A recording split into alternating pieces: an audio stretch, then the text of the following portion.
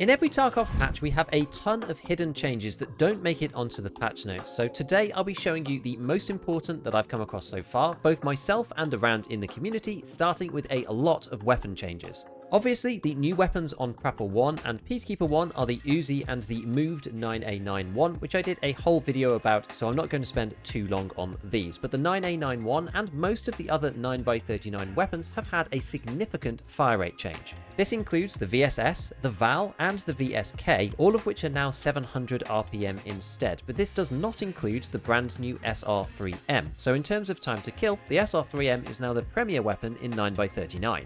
Some are arguing that this could be a buff because it makes all of these guns slightly easier to control. I'm not entirely sure about the VSS and the VAL, but certainly for the 9A91 and the VSK, this could be the case because the magazine size of 20 is very limiting on these weapons and disappears extremely quickly with 900 RPM.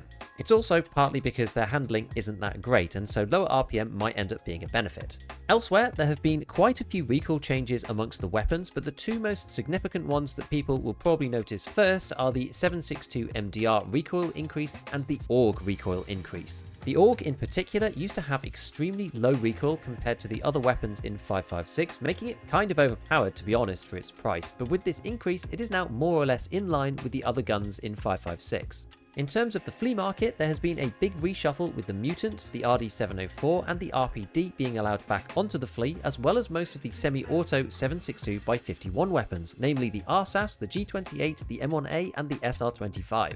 The RSAS in particular will make those gunsmith enjoyers rejoice because this was a massive blocker previously, and although it probably will be expensive to buy, you do have the option to pay to progress again. Conversely, the Spear is now banned from the Flea, and interestingly, so is the VSS. This one is a little bit of a mystery to me as it doesn't look that much different from last wipe. You can still buy the VAL though, so this seems a little bit inconsistent to me. For other flea market updates, the Death Shadow Mask and the CQCM Class 4 Ballistic Mask are both gone from the Flea, and there is a new DevTac Respirator, which is a full-face Class 4 mask, which is also not allowed. This one can take GPNVGs, so it can be pretty strong at night, although do note that you can't wear any headsets with it. The Slap Plate and the Bastion Plate, being the Class 5 and Class 6 additional helmet armors, are also gone from the Flea, which is what a lot of people wanted, myself included, and will make that endgame gear that much more special when you do find them. For a couple of the other new weapons, the M60 looks like it might be a bit of a beast, given it can get to fairly low recoil and it can be suppressed, which we haven't seen before with one of the proper machine guns, and the Desert Eagle can take a REAP-IR, which is just entertaining. Two other things to mention on guns specifically is the smooth zooming of scopes seems to work quite well, but interestingly the old click to zoom method is still in the game too, so you can either click between minimum and maximum zooms or you can scroll smoothly between the two, which is very nice. The only other thing to mention here is bipods. I'm doing some experimentation on this already, and I have seen some clips of just how insane these can be. Obviously you give up a lot of mobility, but the minus 80% recoil, yes, 80% recoil reduction on these means you can very easily full auto down even quite high powered scopes at long ranges, and the gun hardly moves. We're going to have to see whether this remains a gimmick or is actually insanely overpowered, but it looks like you can attach bipods to a whole bunch of weapons that I didn't think you'd be able to, like the M4 and the SVD. So next up on ammo changes, again I did a whole video about the actual ammo stat changes themselves, so if you want to go and see that, then go and watch the other video, but outside of this we're still figuring out all of the changes to availability. The workhorse ammos of 5.56 and 5.45, being 5.6A1 and BT, are both now allowed on the flea market again, along with AP 6.3 and PBP for 9mm, SS190 for the P90 and 45 AP for the UMP and the Vector. CBJ for the MCX has been banned, M80 is still banned despite technically being under the pen threshold of 42, LPS is allowed for 54R, but PS in that same caliber now seems to be gone.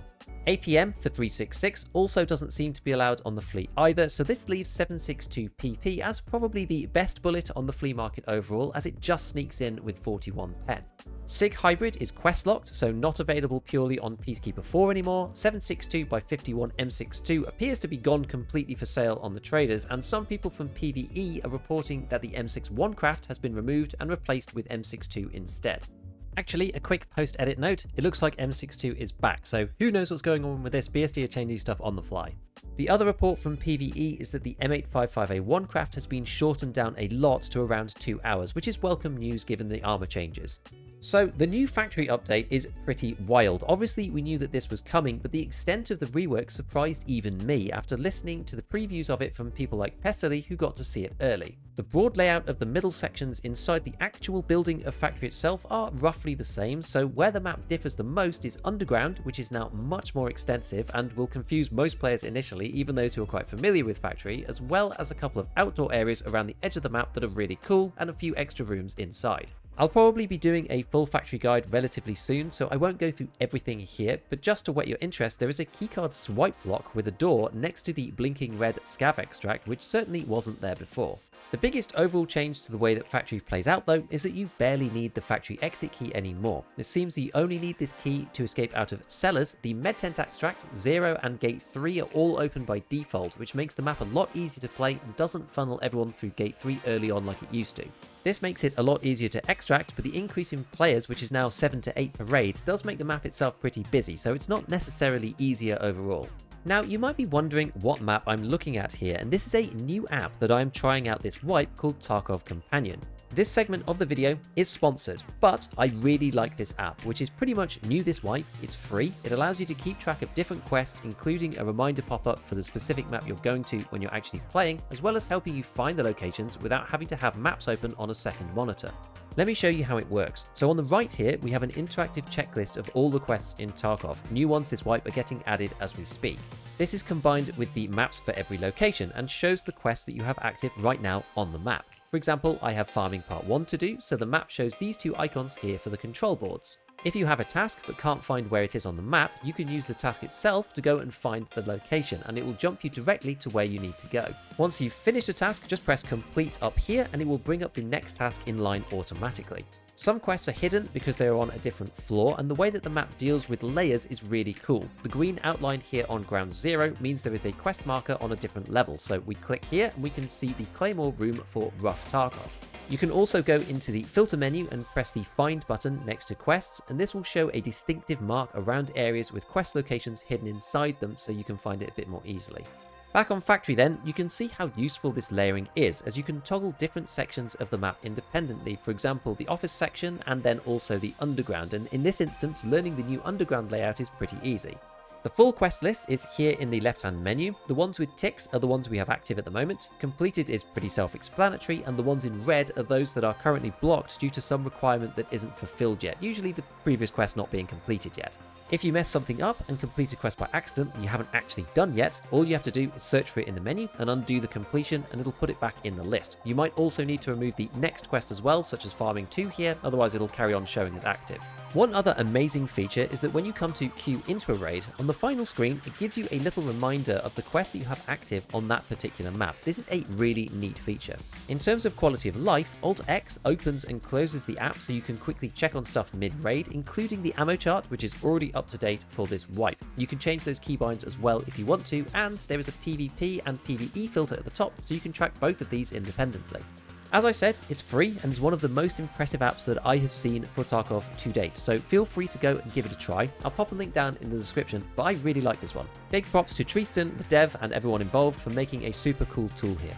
So carrying on with the changes and quests specifically, it's going to take us some time to figure out all of the differences on quests, but in the short term, one of the biggest changes that we've seen is Chemical Part 2. This used to require going to room 220 in dorms, and lots of people were posting on social media about how this doesn't work anymore. I'm going to credit Nixia here for showcasing this on Twitter, because in the quest dialogue specifically, it actually mentions that the locks have been changed, and now you need to go to a different room 306 instead. This is basically BSG trolling the entire Tarkov community for not actually reading the quest dialogue. Another popular change is setup, which is the shotgun kills on customs, which has been reduced from 15 kills down to 8. But one unfortunate change is the Ushanka is not compatible with any headsets anymore except for the GSSH. This seems to be changing on the fly, as even the GSSH didn't work yesterday, but now it seems to, so by the time this video goes out, maybe something else will have changed, but at least you can use one headset with it now.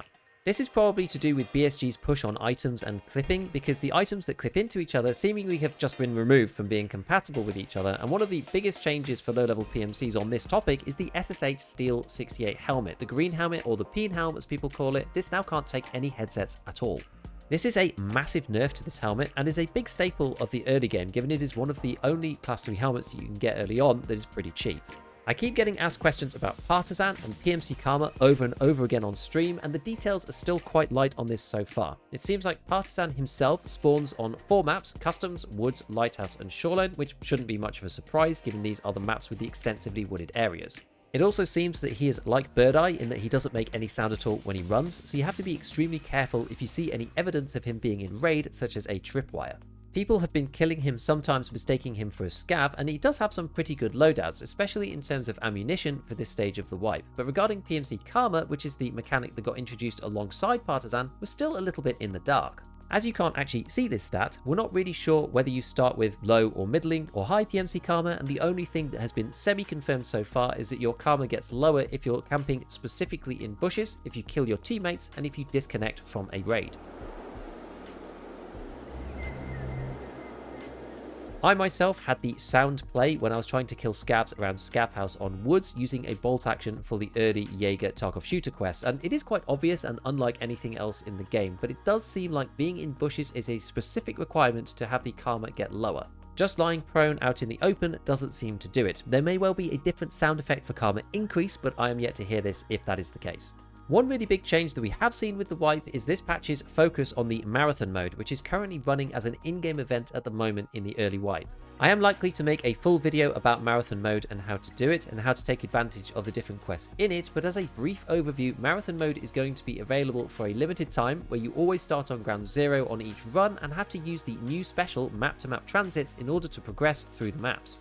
If you're not in the marathon mode, you cannot yet use these transits, but it does appear that you can complete other parts of the marathon quests, such as the sightseeing task where you have to place a marker down at every transit location, and it is a very good way to get into this quest and learn where the transit points actually are, because they're different from the normal extracts for the most part. BSG have said that once the marathon mode is over, you will be able to use the transit points in your regular raids, but right now that is not possible. So when choosing marathon mode in the top right corner of the map, you start on ground 0 and travel to streets, which has 2 potential extracts, one to labs, and then that one can get you back to streets as well, and then one to interchange, after which you then go to customs, factory woods, reserve, lighthouse, and finally to shoreline. Presumably, once you reach shoreline, then you complete the marathon and you get the achievement. These new transit points are typically in different places to the regular extracts and can only be used after 7 minutes in raid. And when you do use them, you can transfer a small number of items back to your stash as you move from one map to the other, a little bit like the BTR. It does seem that you need to transfer at least one item to trigger the transit point, so do bring some cash in order to pay the fee, which can be up to 20 to 30k if you want to get a full stack of valuable items out of the transit extract. You can't go back to your stash at all while you're playing marathon, so you have to kit up carefully with extra ammo and food and have a decent amount of time spare, because if you do intend to get all the way to the other end on shoreline, even ignoring labs, that is 9 maps where you're only able to extract after 7 minutes. So that is over an hour of in-game time as an absolute minimum. Of course, this will take quite a bit longer in practice because you won't be extracting precisely at 7 minutes into every raid, and also you have to load into each new map as well and suffer through the queue time.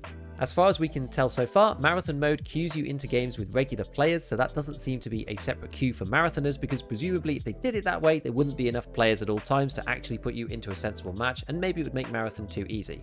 I do briefly want to mention the keybind reset that came through at the beginning of the wipe. There's not much to say here other than that it really sucks when basically BSG reset all of our keybinds back to default because I, like many others, forgot to save a copy of the config file, and this took me ages to fix. I have it pretty much back to where it was before, and I know some people are still having issues because they're telling me so on stream, so here is a quick snapshot of what I'm using right now, just in case you need some inspiration to get back up to speed. It's not the best control set in the world, and I do want to change it soon, and some stuff about it is a bit odd, but it might help somebody. The very last change that I know has gotten a lot of people interested is the change to coloured labs keycards that are now 10 use rather than being infinitely used like they used to be before. But I think this is probably a good thing because it allows the keys to be more plentiful and cheaper, allowing more players to experience this mechanic rather than just a few people in the endgame. It does appear that BSG have dramatically reduced the price of these keycards to the traders by about 10 times, so we should see the prices of them being much less than what they have been in the other wipes. So next up, go and check out my ammo stat changes video next if you haven't seen it already. Otherwise, as usual, big shout out to all my patrons, and as always, have fun in your raids.